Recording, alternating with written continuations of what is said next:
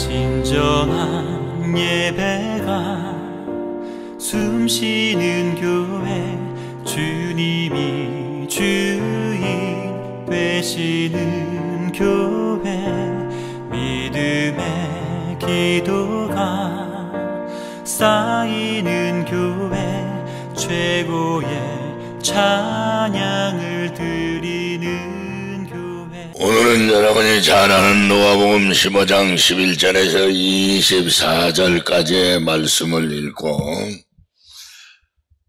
일어나야 합니다 라고 하는 말씀의 제목으로 은혜를 함께 나누려고 합니다. 하나님의 말씀인 성경을 보면은 일어나라고 하는 말이 굉장히 많이 나옵니다. 창세기 35장 1절에는 야곱에게 너는 일어나 베델로 올라가라 하였고, 이사야서 60장 1절에는 이사야에게 일어나 빛을 발하라고 하였고, 요나서 1장 2절에는 요나에게 일어나 저 큰 성읍 니느웨로 가서 그것을 쳐서 외치라, 전도하라는 거죠. 마태복음 9장 7절에는 중풍병자에게 일어나 내 침상을 가지고 내 집으로 가라 하였고, 마태복음 26장 46절에는 예수님께서 십자가를 지시기 전날 밤 겟셋마네 동산에서 기도하시다 제자들에게 일어나 나와 함께 가자고 하셨습니다. 그런가 하면 누가복음 7장 4절에는 나인성 가부의 아들이 죽어 장례를 치를 때 죽은 아들에게 예수님께서 간우의 손을 대시고 청년아 일어나라, 죽은 청년이 일어나는 기적이 나타납니다. 사도행전 3장 6절에는 성전 미문에 앉아있던 안전뱅이에게 베드로 사도가 말하기를 내게 은과 금은 없지만 내게 있는 것으로 내게 주노니 나사렛 예수의 이름으로 일어나 걸으라 할 때 안전뱅이가 벌떡 일어나 걸어가는 기적이 일어났습니다. 마지막으로 잠언서 24장 16절에 이런 말씀이 있습니다. 대저 의인은 7번 넘어질지라도 다시 일어나려니와 악인은 재앙으로 말미암아 엎드러지느니라. 의인과 악인의 차이가 이렇게 크다는 것이, 교회를 나와 예수를 믿는 사람과 교회를 다니지 않고 예수를 믿지 않는 사람의 차이가 이렇게 크다는 것이, 교회를 나오지 않고 권력이 있고 지식이 있고 인물이 잘나서 큰 소리 치지만 한 번 넘어지고 쓰러지면은 일어나지를 못하고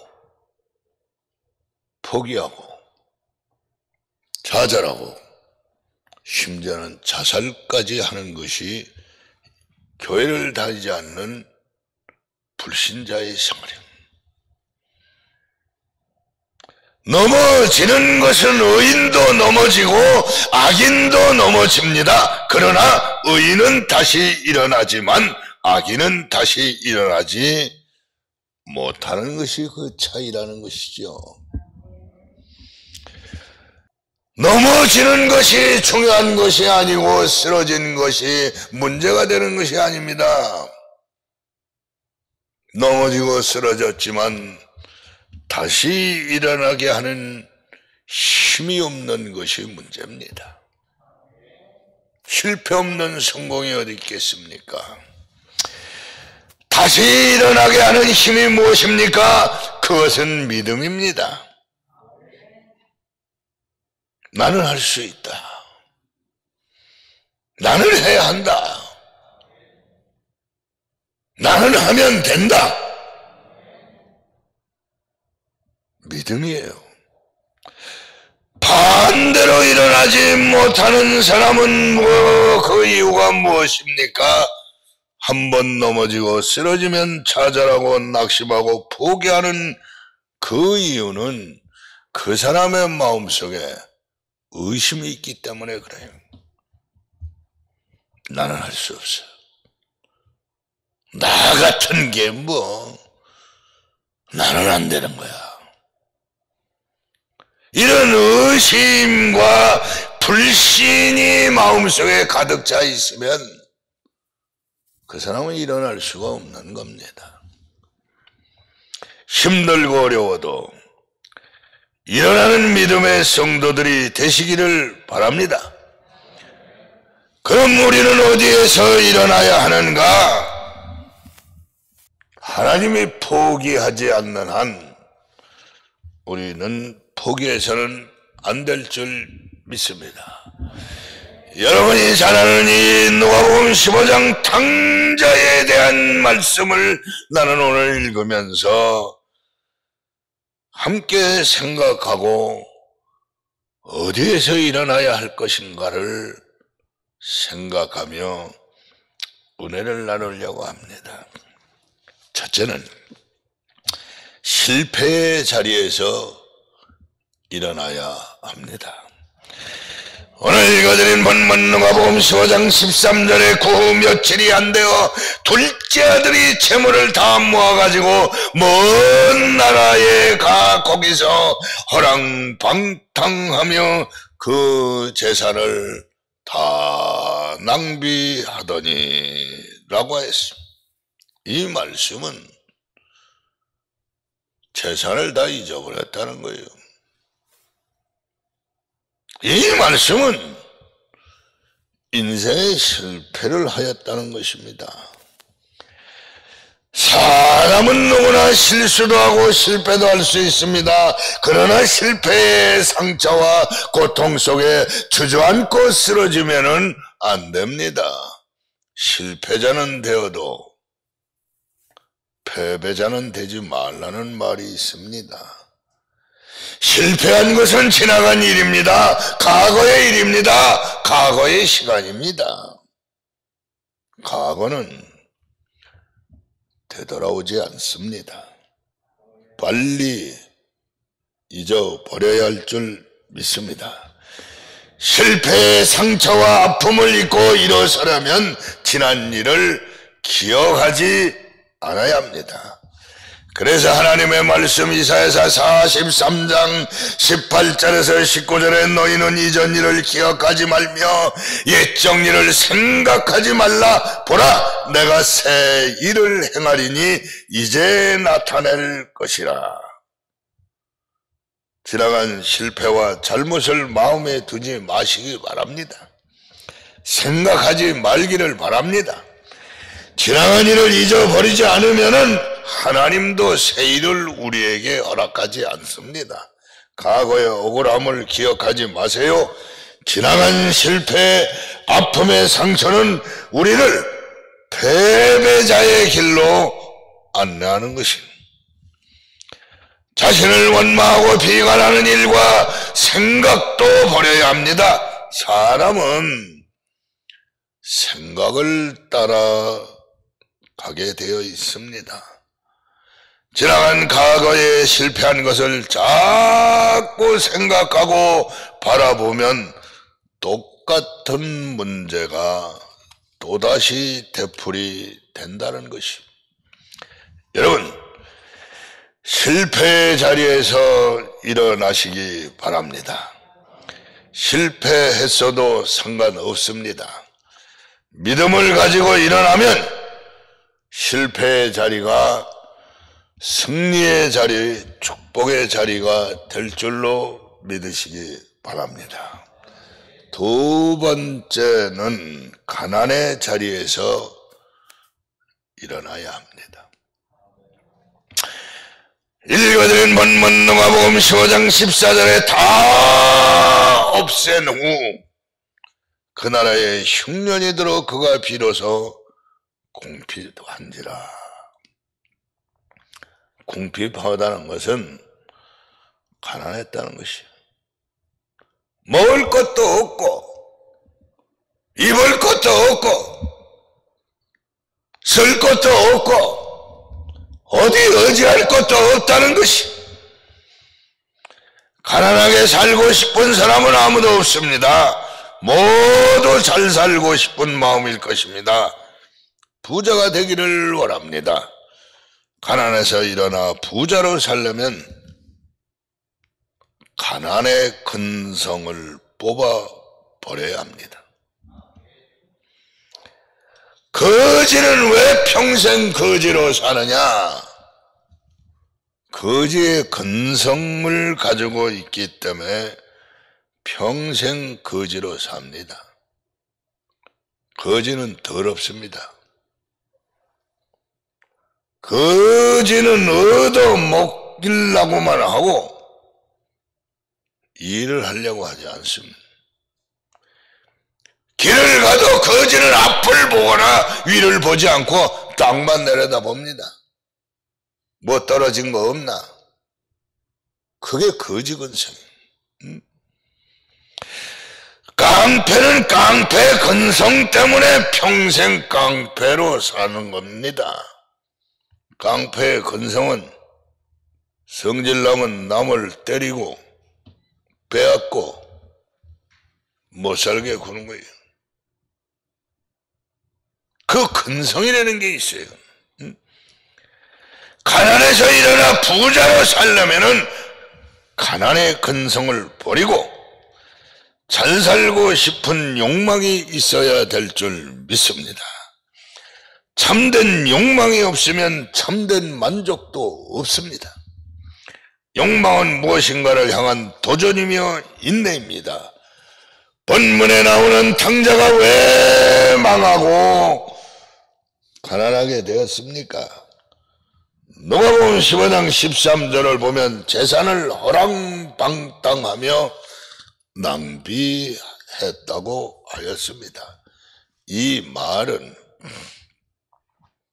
인생을 준비 없이 되는 대로 아무렇게나 살았다는 것이에요.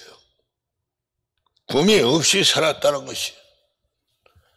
젊어서 꿈을 가지고 도전을 하고 넘어지면 일어날 줄 아는 믿음을 가지고 살아야지. 멍땅이 늙고 병들어서 자기 멍땅이 하나 마음대로 수족을 움직일 수 없을 때 그때 무슨 꿈이 있겠어요. 잘못된 건 고칠 줄 알고 미안한 건 사과할 줄 알고 가서는 안 될 길이라면 가지 말고 해서는 안 될 말이라면 하지를 말고 기분대로 감정대로 성질대로 욕심대로 살면 그 사람은 평생 실패자로 살 수밖에 없습니다. 여러분, 부자는 아무나 되는 것이 아닙니다. 욕망이 있어야 합니다. 나도 부자가 돼야 되겠다 하는 꿈이 있어야 된다는 거예요. 그러기 위해서는 기도도 하고 힘이 들어도 인내할 줄 알고. 여러분, 축복은 아무나 받는 것이 아닙니다. 일어나야 받는 것입니다. 여러분, 응답은 아무나 받는 것이 아니에요. 교회 나온다고 응답이 있는 게 아니고 해결이 있는 게 아니에요. 기도하는 자만이 응답을 받을 수 있습니다. 어디에서 일어나야 하는가? 욕심의 자리에서 일어나야 합니다. 게으른 자리에서 일어나야 합니다. 낭비하는 자리에서 일어나야 합니다. 축복받는 자리로 나오시는 성도님들이 되시기를 바랍니다. 세 번째 우리가 일어나야 할 곳은 죽음의 자리에서 일어나야 합니다. 읽어드린 본문 누가복음 15장 17절에 이에 스스로 돌이켜 이르되 내 아버지에게는 양식이 풍족한 품꾼이 얼마나 많은가. 나는 여기서 주려 죽는구나. 여러분, 먹지 않으면 죽는 거예요. 지식이 있고 건강이 있고 인물이 잘나도 먹지 않으면 죽는 거예요. 나는 여기서 주려 죽는구나. 죽는데 무슨 인격이 있고, 죽는데 무슨 체면이 있고, 죽는데 무슨 창피한 게 있어요.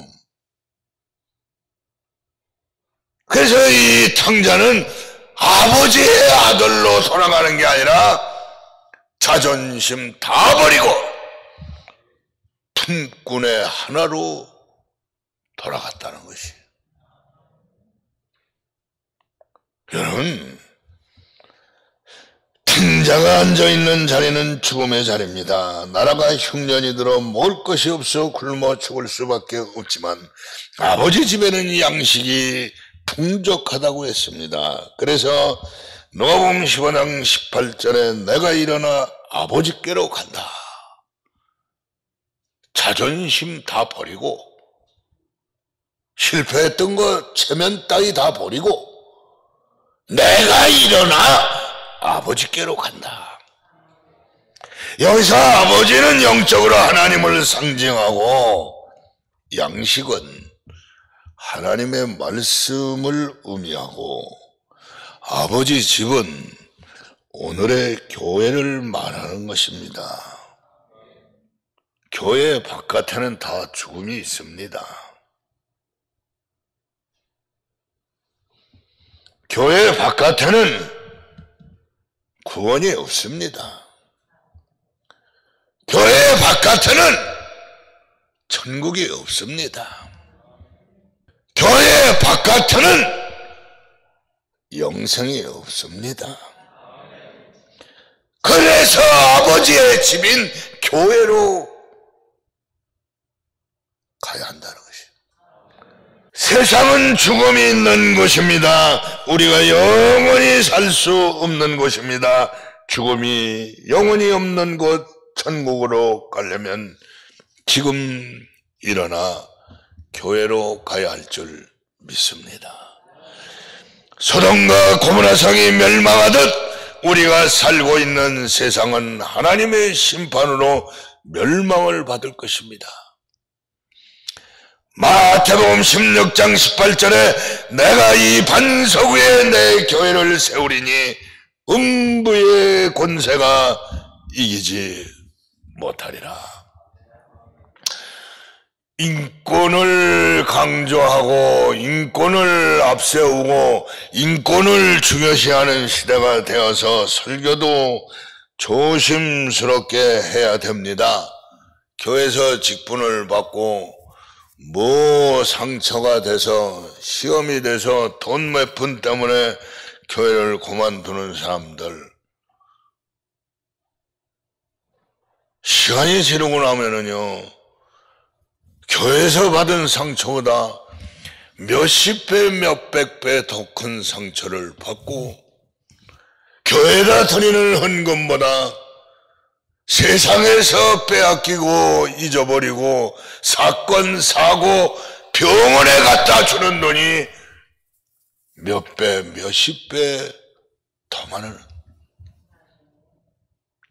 이걸 못 깨달으니 교회에다 드리는 시간은 아깝고 교회에다 드리는 헌금은 아깝고 내가 잘못하고 실수해서 사기당하고 사고나고 몸뚱이 아파 병원에 갖다 주는 것은 당연한 것은 아니. 성경은 이렇게 말하고 있어요. 깨닫지 못하는 자는 멸망받을 미련한 짐승과 같다고 했어. 오늘 여러분에게 하나님의 성령이 없으면 우리가 미물의 짐승과 다를 게 뭐 있겠어요? 소돔과 고모라 성 사람들처럼 술 먹고 춤추고 죄 짓다가 유황불 맞아서 죽는 미련한 짐승과 뭐 다를 게 있겠어요? 교회는 구원의 방주입니다. 교회는 영생을 얻는 곳입니다. 교회는 사망 권세를 이기는 곳입니다. 교회는 하나님을 만나는 곳입니다. 교회는 천국 시민권을 얻는 곳입니다. 이제 사망의 자리에서 일어나 영생을 얻는 교회로 나오시는 성도님들이 되시기를 바랍니다. 마지막 넷째로, 우리는 어디에서 일어나야 하느냐? 죄의 자리에서 일어나야 합니다. 읽어드린 본문 누가복음 15장 18절에 내가 일어나 아버지께 가서 이르기를 아버지 내가 하늘과 아버지께 죄를 지었사오니, 이런 말씀이 있어요. 여러분, 우리는 실패의 자리에서 일어나야 하고 가난의 자리에서 일어나야 하고 죽음의 자리에서 일어나야 합니다. 더욱 죄의 자리에서 일어나야 합니다. 우리가 세상을 살면서 죄를 안 짓고 살 수는 없습니다. 그래서 로마서 3장 10절에 의인은 없나니 하나도 없다고 했어요. 모두가 죄를 지은 죄인이라는 것이에요. 좀 많이 졌느냐, 좀 적게 졌느냐의 차이는 있겠지요. 그러나 하나님을 믿는 성도들은 교회에서 하나님을 믿고 하나님이 보내신 예수님을 믿음으로 죄에서 용서받고 하나님의 자녀된 천국 시민이 되신 것을 믿으시기 바랍니다. 이제 우리가 죄의 자리에서 일어나야 합니다. 우리가 죄를 안 지을 수는 없지만 회개하며 용서를 받아야 합니다. 세상을 살다 보면은 아무 짓을 하지 않아도, 일을 하지 않아도 하얀 와이셔츠를 입고 서울 시내를 2-3시간 동안 돌아다니고 집에 와보면은 와이셔츠 하얀 컬러가 새까매. 매연 때문에, 공해 때문에. 우리가 이 세상을 살다 보면 생각하는 게 죄고, 보암직도 하고 모금직도 했다 보는 게 죄고, 들어서는 안 들을 소리도 듣고 봐서는 안 볼 것도 보고. 여러분, 죄 때문에 우리에게 질병이 오고, 죄 때문에 우리가 근심하고 염려하게 되고, 죄 때문에 우리에게 환난이 오며, 죄 때문에 우리에게 사망이 오는 것이라고 성경은 말하고 있으니, 로마서 6장 23절에 죄의 싹은 사망이요 하나님의 은사는 그리스도 예수 우리 주 안에 있는 영생이라고 했습니다. 우리가 어떤 죄를 지었다고 해도 하나님께 나와서 회개하면 용서해 주신다는 것이. 이사야서 43장 25절에 나 곧 나는 나를 위하여, 다시 말하면 하나님은 하나님을 위하여 내 허물을 도말하는 자니 내 죄를 기억하지 아니하리라. 이 말씀을 나는 여러 번 읽고 생각을 해봤어요. 내가 잘나고, 내가 이쁘고, 내가 훌륭하고, 내가 똑똑해서 하나님이 우리의 죄를 용서해 주는 것이 아니라 이 말씀에 나, 하나님이죠. 나, 곧 나는 나를 위하여. 하나님이 우리를 용서하는 것은 하나님을 위해서예요. 우리를 위해서가 아니라. 왜? 우리에게 영광을 받으시기 위해서입니다. 그러니 예수를 우리가 얼마나 잘 믿어야 되겠어요. 일생에 한 번 드리는 예배에도 못 나온다면 그게 하나님이 위하는 겁니까? 교회에서 하는 일에 협력하지 않고 순종하지 않는 게 하나님을 위한 일입니까? 내가 지은 죄가 입으로 표현할 수 없고 글로 쓸 수 없는데도 하나님을 위해서 우리를 용서해 주신다는 거예요. 하나님을 위한 게 뭐예요? 먹든지 마시든지 무엇을 하든지 다 하나님의 영광을 위해서 하라 이거예요. 하나님이 우리를 용서해 주시는 이유는 딱 하나예요. 나는 못났지만 내 기도 듣고 내 찬송 들으시고 내 드리는 예배 받으시고 우리에게 영광 받으시기 위해서 나 같은 죄인 살려주신 걸 믿으시기를 바랍니다. 미가서 7장 19절에 우리를 불쌍히 여기셔서 우리 죄악을 발로 밟으시고 우리 모든 죄를 깊은 바다에 던졌다고 그랬어요. 여러분, 지나간 여러분 실수나 잘못된 것을 자꾸 생각하고 떠올리지 마세요. 이미 하나님이 다 깊은 바다에 던지셨다고 그랬어요. 자꾸 지나간 것을 끄집어 얘기하면 그 사람이 더 큰 죄를 짓는 거예요. 하나님은 기억도 하지 않는데 인간이 왜 기억합니까? 하나님의 말씀을 기억하고 하나님의 축복을 사모하고 천국을 위해서 오늘 진실하게 사는 것이 하나님이 더 기뻐하는 걸 믿으시기를 바랍니다. 죄를 멀리하시기 바랍니다. 죄는 은혜를 받지 못했을 때나 성령 충만하지 않을 때나 여러분이 기도하지 않은 때나 교회를 멀리했을 때 원수마귀 사탄이 우리를 유혹하며 우리에게 찾아와 죄를 짓게 합니다.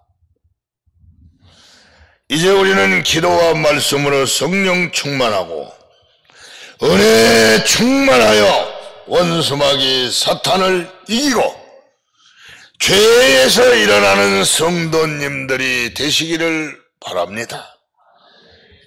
이제 나는 말씀을 마치려고 합니다. 실패의 자리에서, 가난의 자리에서, 죽음의 자리에서, 죄의 자리에서 일어나는 성도님들이 되시기를 예수님의 이름으로 축원해 드립니다.